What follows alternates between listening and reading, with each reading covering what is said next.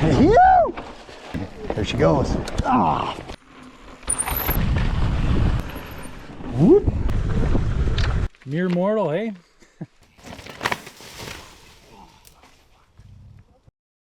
So I've always been a firm believer in having a garage that is organized and easy to get stuff. And my thinking is, if you keep it organized, you can get stuff quicker. You got less stuff to figure out before you go. And in the end, you get more riding in. So as you can see, I've kind of tried to organize some bikes, but our bike rack is in here. The wall's destroyed. We are in the middle of a renovation inside right now, so that's a bit of an excuse, but I got camping stuff here. I got drywall. I got our bike rack. There's bikes everywhere. Oh, look, there's hockey pants on my bike stand.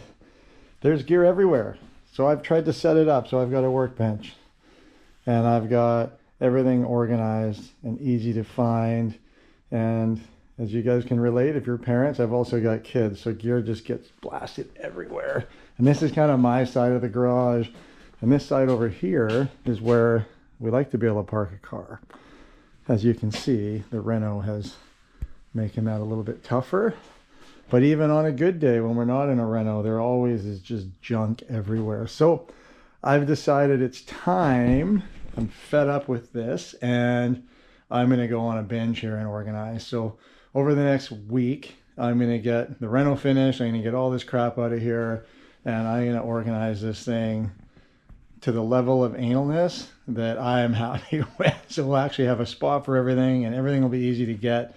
And hopefully with that, my kids will learn how to put stuff away. We'll see how it all goes.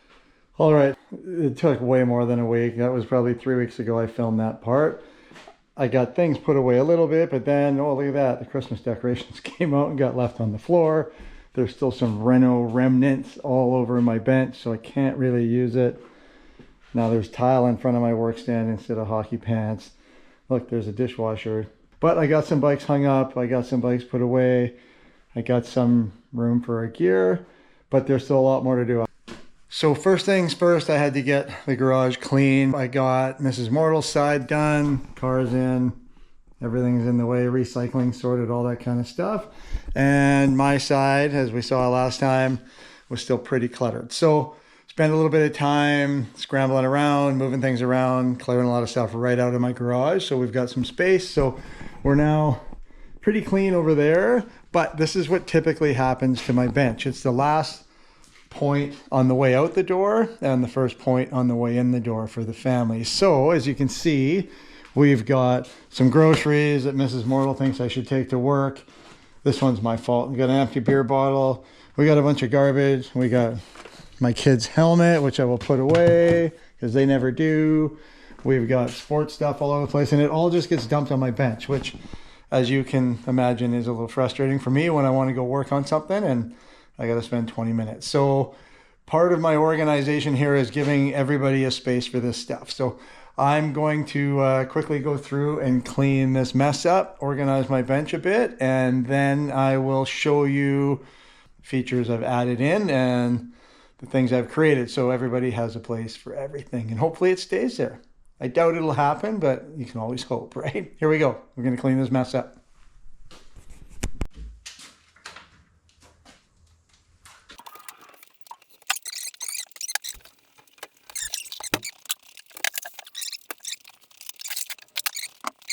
Well, that went pretty quick. I think just because everything is getting somewhat organized, that when I do get all the clutter on the bench, which as much as I want to blame Mrs. Mortal and the kids, it's a lot me as well.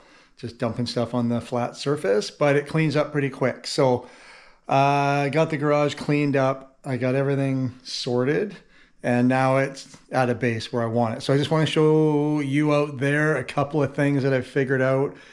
And I'm sure most of you can relate. If I had a great big garage and had nothing to put in it but bikes, life would be easy. But my kids are into hockey and lacrosse and all sorts of stuff.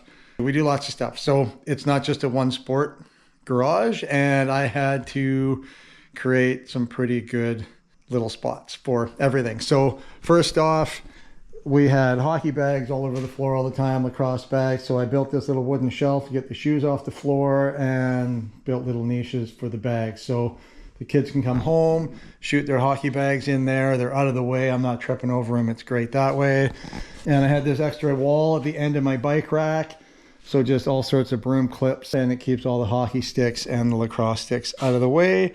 And I want the kids to be able to come home and just put their own gear away. I hate coming home and finding it all over the place and having to put it away myself. So I thought if I make it really easy, maybe they'll jump onto the bandwagon with me and start doing it. So this big wall was here. I cladded it with plywood to make it easy to screw things to and put hooks in. And as you can see, there's spots for everything. So we've each got our own section. I have the first section, son, daughter, and then Mrs. Mortal gets the last section. So everybody's got a spot for their raincoat, their DH helmet, their mountain bike helmet, everything's there, their shoes. I hung up a bunch of these little baskets. They're great. You throw the gloves in, there's a bit of airflow so they air out a bit.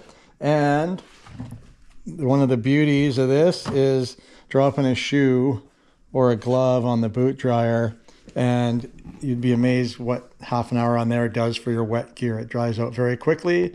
And as a bonus, it's pretty handy for skates and hockey gloves as well. So we've got the multi-sport zone. We've got all the gear lined up.